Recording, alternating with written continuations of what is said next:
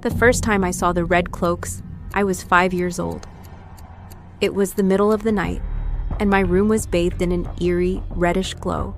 At first, I thought the nightlight my parents plugged in by the door caused the light, but the color was wrong, too deep, too vivid, like fresh blood. I sat up in bed, clutching my stuffed rabbit, and saw them.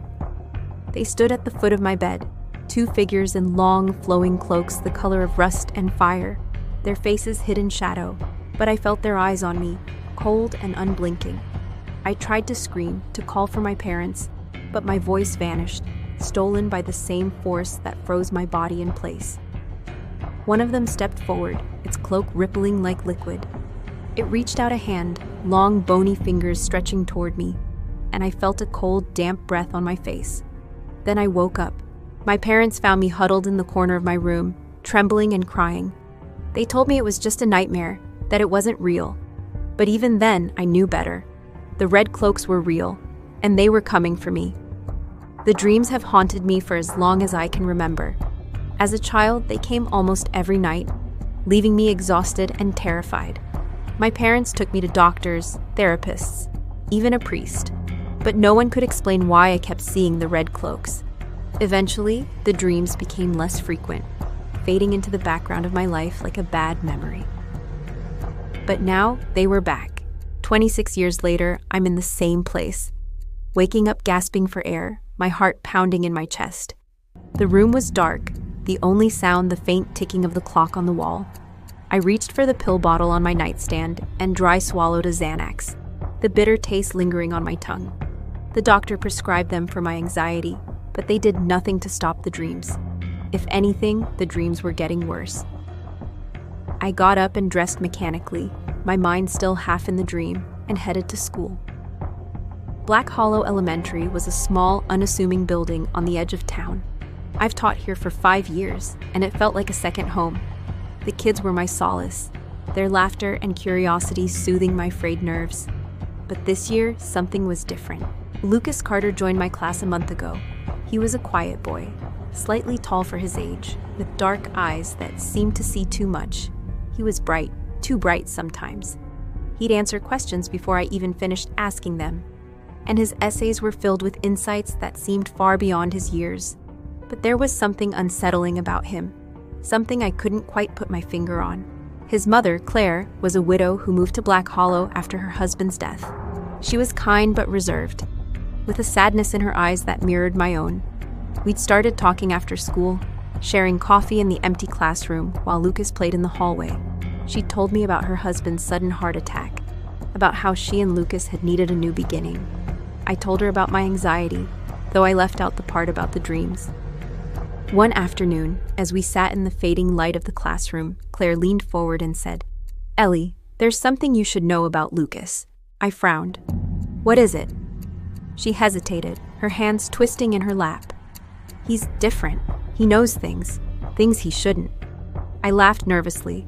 "All kids are a little strange, Claire. It's part of what makes them wonderful." She shook her head. "No, it's more than that. He knew about my husband's death before it happened. He told me to say goodbye." A chill ran down my spine. That's just a coincidence, right?"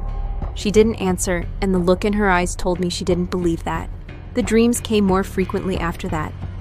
The red cloaks were no longer passive. They chased me through endless corridors, their whispers echoing in my mind.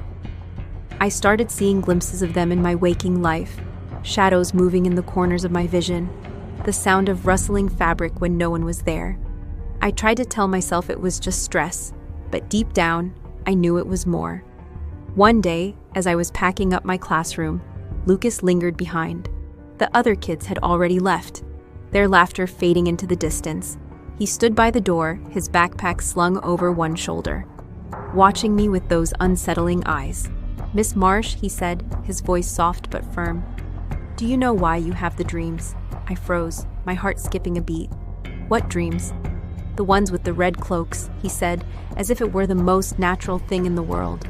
"I know why they come for you." I forced a smile, though my hands were trembling. "Lucas, dreams are just stories our brains tell us. They don't mean anything." He tilted his head, studying me with an intensity that made my skin crawl. They do if you're special. Before I could respond, he turned and walked away, leaving me alone in the empty classroom. I couldn't stop thinking about Lucas's words. The dreams were worse than ever, and I was starting to feel like I was losing my mind. I needed answers, and I knew there was only one place to get them. I went to Claire's house that evening. She answered the door with a tired smile, but her eyes widened when she saw the look on my face. "Ellie, what's wrong?" she asked. "Hi, Claire. I'm sorry for coming over unannounced, but I need to talk to Lucas," I said.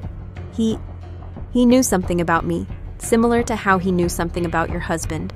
I was hoping I could talk to him about it." Her face paled, and she glanced over her shoulder. I don't know if that's a good idea." "Please," I begged. "This is important." She hesitated, then nodded reluctantly. "Okay, follow me." She led me to the living room, where Lucas was sitting on the floor, drawing in a notebook. He didn't look up when we entered, but I felt his attention shift to me. "Lucas," Claire said, her voice trembling. "Miss Marsh wants to talk to you." He closed the notebook and stood, turning to face me. His eyes were dark, almost black, and there was something in them that made my blood run cold. "So, you want to know about the red cloaks," he said, his voice low and steady. I nodded, unable to speak. He smiled, but it wasn't a child's smile. It was too sharp, too knowing. "They're coming for you, Miss Marsh. You're the one they've been waiting for." Before I could respond, his eyes changed. The dark brown melted away, replaced by a deep, glowing red. I stumbled back, my heart pounding, but Claire was behind me, blocking the door. "Claire," I whispered, my voice shaking. She moved deeper into the room and didn't answer.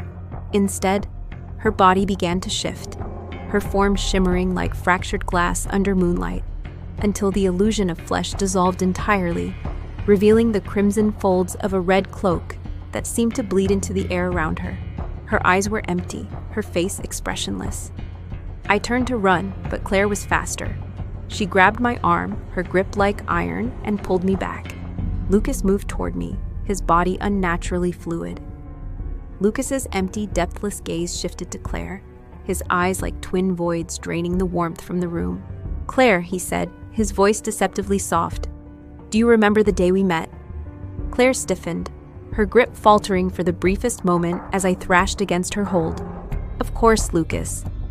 He stepped closer, his movements unnaturally smooth. "You were so afraid, so alone. I gave you purpose, I gave you power." She nodded. "I know, and I'm grateful," she said reverently. "Are you?" he asked, his voice hardening. "Because falling in love, making me kill that simple human because you foolishly hoped for a life beyond my control, was a fatal mistake." Before she could respond, he moved. One moment, he was across the room. The next, I stumbled backwards, my scream echoing around the room. He was in front of Claire in an instant, his hand closing around her throat like a vice. She gasped, her eyes wide with shock, but he gave her no time to scream. With a swift, brutal motion, he tore into her neck, his teeth sinking deep, the sound wet and final. His expression was a mask of cold indifference as he gazed down at her lifeless form. "You were mine for over 100 years, he murmured, his voice soft but laced with venom. "And still, you betrayed me." Claire's body lay at my feet, her blood pooling on the floor like a dark, spreading shadow. Lucas stood over her, his red eyes glowing faintly in the dim light of the room. He wiped his mouth with the back of his hand, his movements slow and deliberate, as though he were savoring the moment. His gaze shifted to me, and I felt a chill crawl up my spine. "You should know," he said, his voice low and smooth, "what you've become a part of, what you've just inherited." I wanted to look away, to shut my ears to his words, but I couldn't. His voice held a power that rooted me in place, forcing me to listen. "Black Hollow," he began, "was never meant to be a refuge. The settlers who came here centuries ago thought they were escaping persecution, but they were only running towards something far worse. This land, it was cursed long before they arrived. The soil was soaked in the blood of ancient rituals, the air thick with the whispers of things that should never have been awakened." He stepped closer to me, like a predator circling its prey. "But they were desperate. They feared the wilderness, the storms, the creatures that lurked in the shadows. So they did what desperate people always do. They turned to the darkness for protection. They summoned something far beyond their understanding. His small lips curled into a cruel smile, and his red eyes burned brighter. They summoned me. I felt my breath catch in my throat. His words hung in the air like a death sentence, heavy and inescapable. I am bound to this town and must return every 100 years, he continued, his voice echoing with a strange, otherworldly resonance. Bound by blood and sacrifice. The settlers gave me what I needed, their fear, their devotion, their lives. And in return, I gave them protection. But protection always comes at a cost. He gestured to Claire's body, his expression cold and unfeeling. She was my keeper, just as you will be. For a century she served me, bound to me by a pact that cannot be broken. But she forgot her place. She thought she could leave me, that she could be free. She was wrong. His eyes locked onto mine, and I felt the weight of his gaze like a physical force. You are my keeper now, Ellie, my anchor to this world. The red cloaks you see, the whispers you hear, they are my servants, my legacy. And because of the settlers, your far distant dead ancestors, now they are yours. Then he soared forward, jumping up and sinking his teeth into my throat. The pain was sharp and immediate, but it was nothing compared to the wave of terror that followed.